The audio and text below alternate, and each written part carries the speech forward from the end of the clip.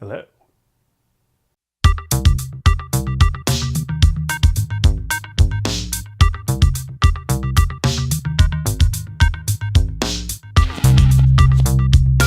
Hi guys, welcome back. So the format for this show, I think, is going to be basically along these lines. So every other day, I'm going to do a video where I do a story, and then the days in between there, I'm going to try to shoot something and show you what I shot. So that way I can stay more creative, as well as giving away sort of the things that have been on my mind, and keep a video journal, a vlog of my life. So today we're going to talk about what it was like for me growing up as a military dependent. And for those of you who didn't know, I grew up, like I said, as a military dependent. And so what that meant for me was that I would move around a lot. Basically every three, 4 years I'd move. And I didn't really think about this until the big move when I was, I think 11, when I was in 6th grade. So my father was in the Army. He works for the federal government now, but that's basically what caused us to move around a lot, was his job.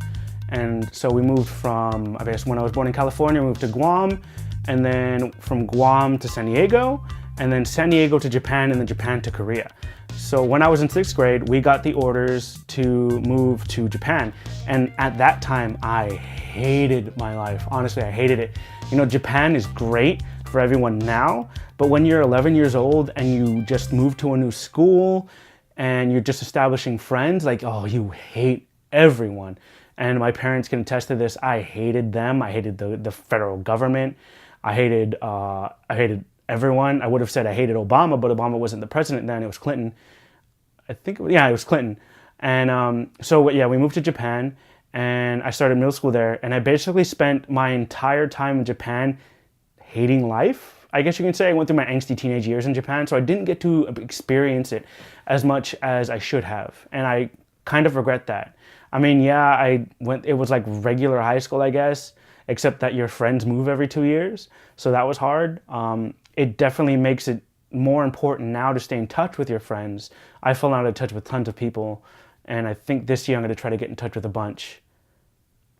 But yeah, so Japan, like I had my first girlfriend, my first heartbreak, ups,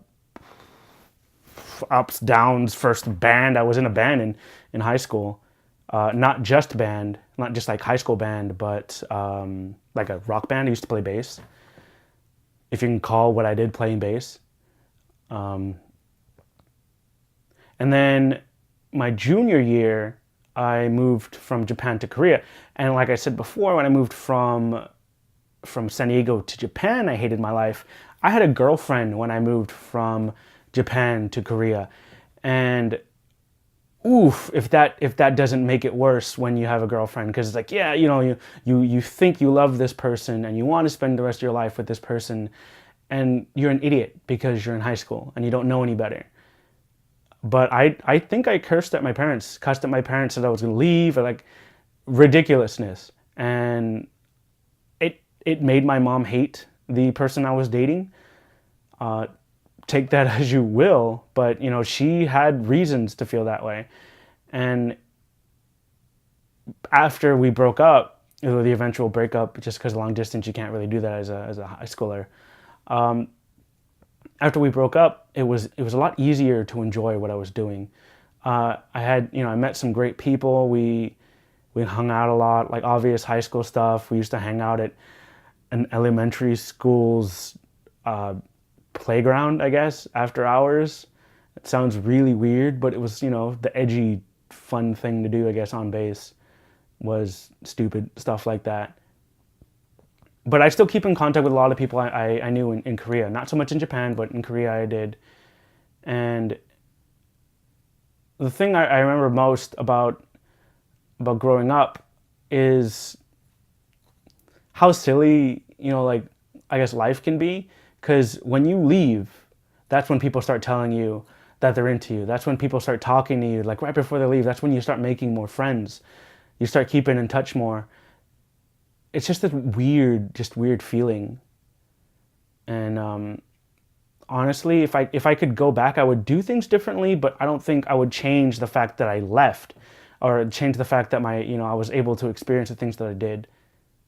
It was great. So I mean, if it wasn't for the fact that I was the child of a military, or if I wasn't a military dependent, I would not have met the girl I'm with now, my fiance. So I have nothing but gratitude for Uncle Sam. So that's my I guess my patriotic spiel of the day, and that's it. So thanks, guys. Catch you later. Pew.